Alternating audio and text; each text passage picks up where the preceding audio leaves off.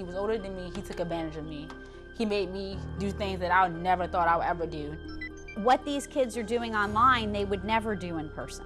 He could have done anything he wanted to do because he had my life like in all his hands. They don't feel they have any way out. It's a crime that's growing as fast as social media, and Assistant U.S. Attorney Sherry Zach has seen plenty of it. The relaxed impression that the youth have about posting things online, they make themselves vulnerable. It's called sextortion, online predators targeting and exploiting children. They befriend kids online, coerce them into sending nude pictures, then turn those pictures into emotional blackmail. It's not just I'm sending it out there to embarrass you or to tarnish your reputation. It's if you don't do X, your boss may see them, your colleagues may see them. I'm going to send them to your mother, to your church.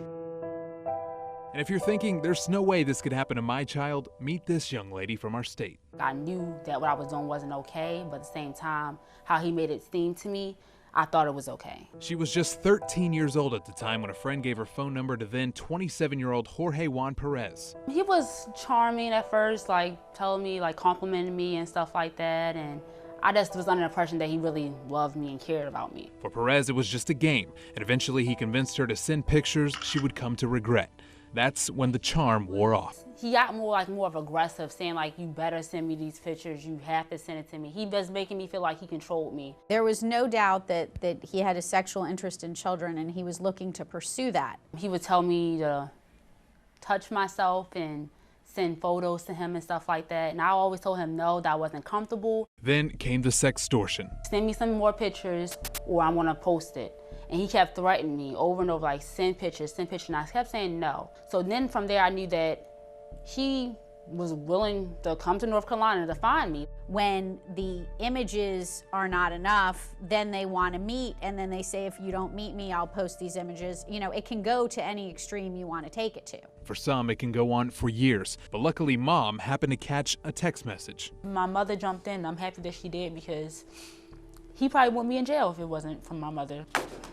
Thanks to an undercover investigation by local police and the FBI, Perez was arrested in Texas. It turns out he had multiple victims. He was sentenced to 24 years in federal prison. I'll ask him why. Like, why did he target all these young ladies and mess up their life? Because that's what he did. So what are the signs? They look for the children that are missing something. Typically a lonely child, a child that's having trouble in school or having boyfriend trouble. It's a lesson this young lady learned the hard way and now can only bring herself to talk about it to warn others.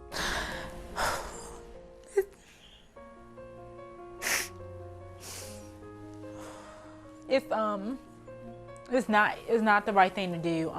You gotta stay true to yourself as a young lady and be that person that say like no and mean no. You need to know what your children are doing. There's basic things you can do to help minimize the time your child could be online with a perpetrator that you wouldn't be aware of.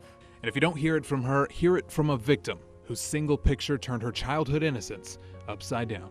Your mother and your father know how to love you. Don't let someone older than you take advantage of you because it's not the right love for you.